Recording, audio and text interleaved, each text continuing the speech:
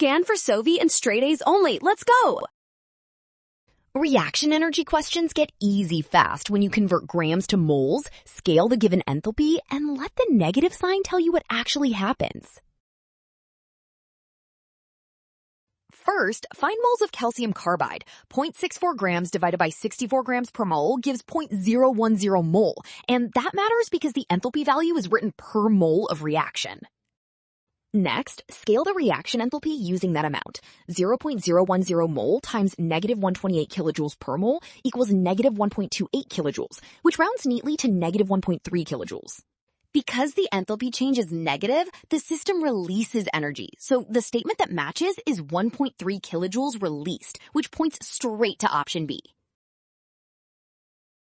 Well done! Option B. Scan now, watch signs and avoid rush, trust given values, and check steps so released energy is not mistaken for absorbed.